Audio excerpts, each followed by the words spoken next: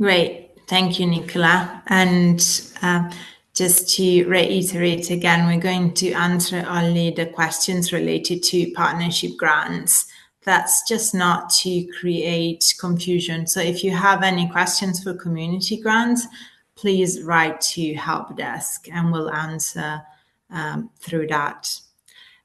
So we have a few MEL related questions that I'm going to read out.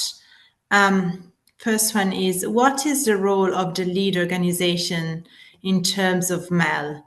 If the lead partner is an international organization which will not implement the work on the ground, which instead is implemented by local and technical partners?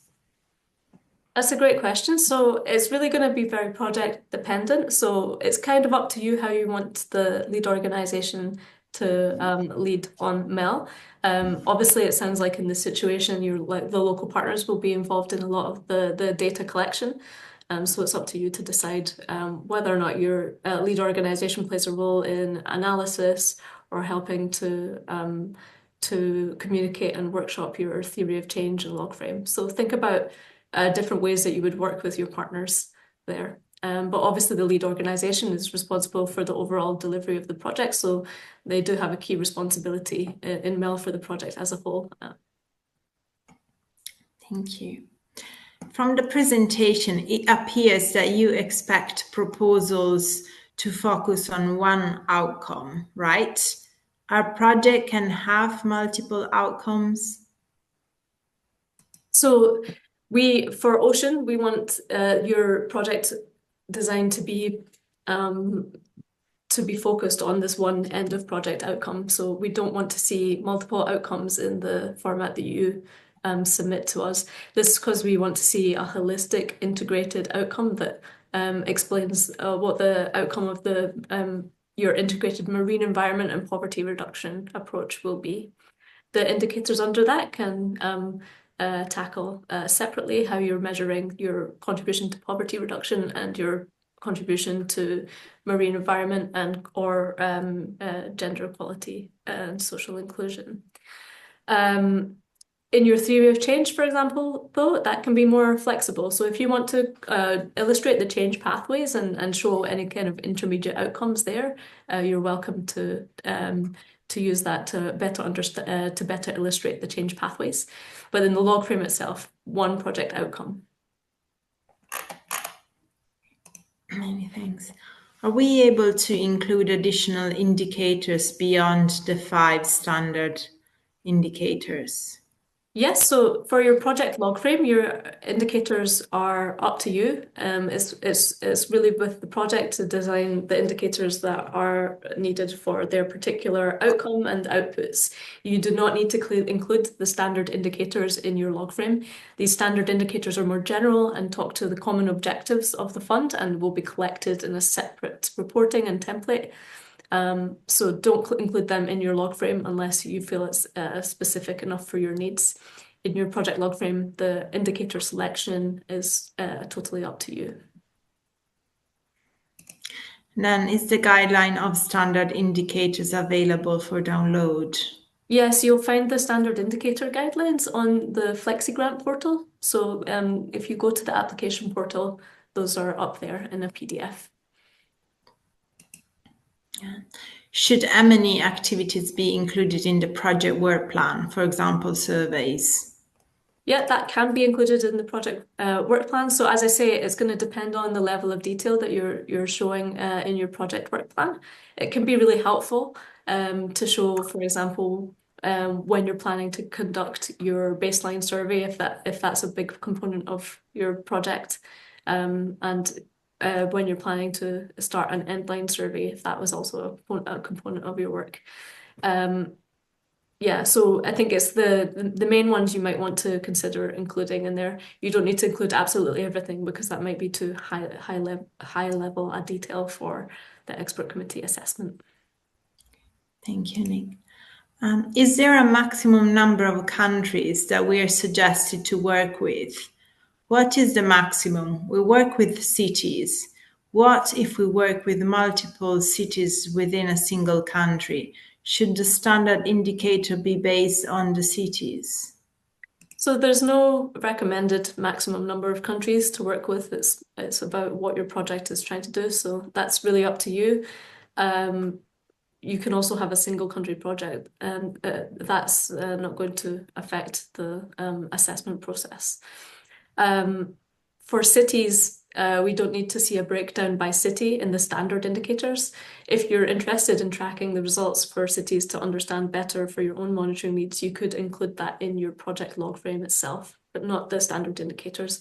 Standard indicators, we only want country level data and any other relevant disaggregation that's mapped out in the template.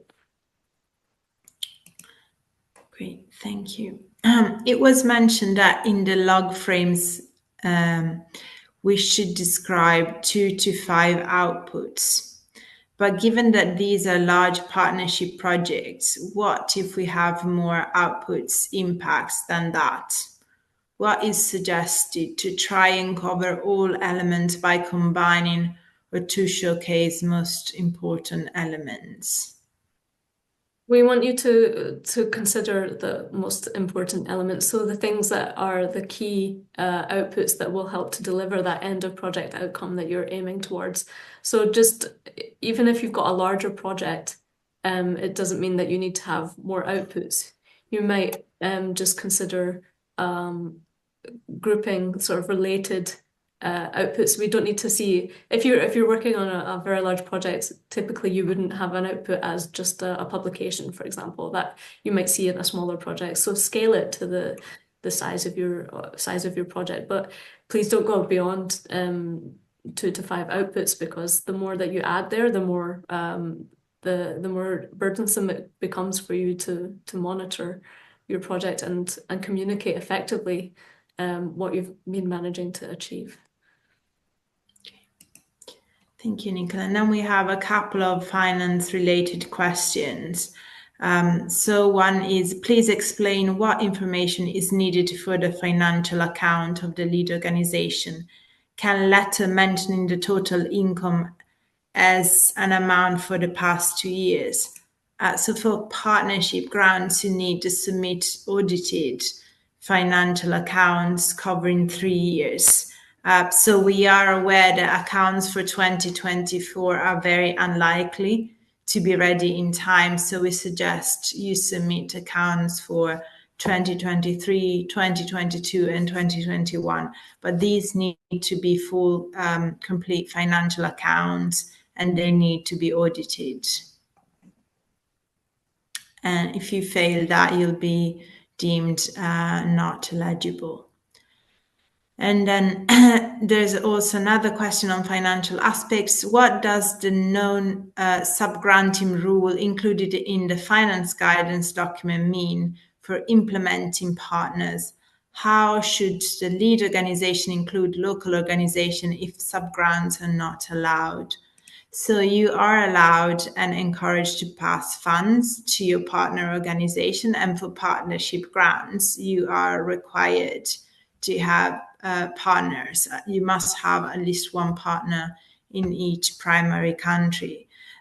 You cannot use the funding you'll be getting from Ocean to issue mini grants to various organizations, so to be a grant scheme yourself, but definitely can pass funding and should pass funding to your partner organizations. And when you come to the budget, you'll see that you have space to clearly indicate the total amount of funding you're seeking and the amount of funding you're passing to your partner organizations.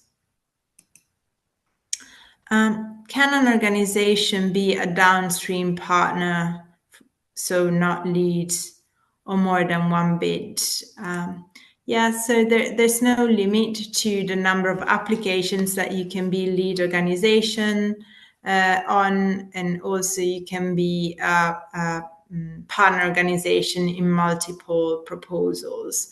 So there are no official limits, but obviously when DEFRA reviews application, they will be able to see how many applications you joined. And this will be considered as part of the overall evaluation. Obviously, DEFRA will not want funding to go all to the same organization. So our suggestion is that you invest on quality, so only put forward or be part of the most competitive proposals that you have, rather than going by quantity and be in as many proposals as possible. But officially, you can join as many proposals you want. Yeah, and you might want to just explain as well. So if you're part of a very large organization that has a lot of different, has a lot of capacity, you can also provide some justification in your application. Just alert them, just make sure that it's clear that you've applied for other, with other projects as well, so that it can be considered. Yeah, thank you, Nick. And apologies if this is a simple question. I think that there's no no simple, difficult, or important questions. All questions are valid. But what is needed from partner organizations? So I think it's a meaningful contribution to the project, essentially, and for the lead organization also to pass funding to the partner organizations, particularly for partnership grants, particularly if the lead organization is not based in the country where the project is being implemented. Yeah. I The think expert I committee think would like want to the see. expert committee is also looking for seeing whether partnerships are really complementary, that you're working together to fill in gaps in each other's knowledge, and that these are sort of equal partnerships that you're both contributing to the design and approach of the project. So what wouldn't be good is to see a partnership where the one partner doesn't really understand what's going on in the project, while the lead partner hasn't really consulted with an implementing partner, for example. Thank you, Nick. And just a follow-up question from Daniel, the same person. So we don't require financial information for the partner organizations, and we don't all the documentation that we require, for example, certificates of registration, financial accounts, the various policies, they all need to relate to the lead organization, not the partner organizations. The lead organization is ultimately going to be responsible for the grant contract and responsible for any funds that are managed by its downstream partners. Exactly. Can lead partners use in-kind funds contributed by an unfunded government partner to execute a grant scheme? Or is sub-granting not allowed in ocean project design, generally speaking? I wouldn't consider that situation subgranting. So that's the subgranting that is not allowed is, as Valentina mentioned, is this a mini grant scheme within this grant scheme that wouldn't be allowed. But when it's in-kind funding, that's encouraged. Yeah, please do take advantage of any in-kind funding or matched funding that's available to you. Yeah, and in the budget, you'll see lines where you can indicate the amount of match funding and the source of it as well, and how it will be used. What if all partners will do similar amount of work for the project to be done? Can the fund be divided equally between lead and partner organizations?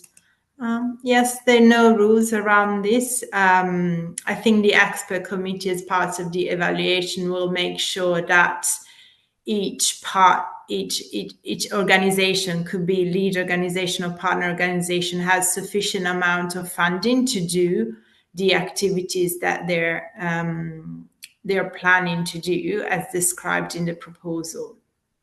Yeah, But I there are think no maybe set just one thing to division. look out for as a part of the value for money, they'll also be looking to understand if you're an international NGO that's not based in an eligible country, if they're managing most of the budget and that budget doesn't seem to be passing down to in-country partners, that would be a sign that maybe the partnership isn't so well managed. So that's something to consider, the balance of funding between your partners. But it's really up to you and dependent on the context. So just make sure it's justifiable and that your partners are able to work effectively with the funding that you allocate.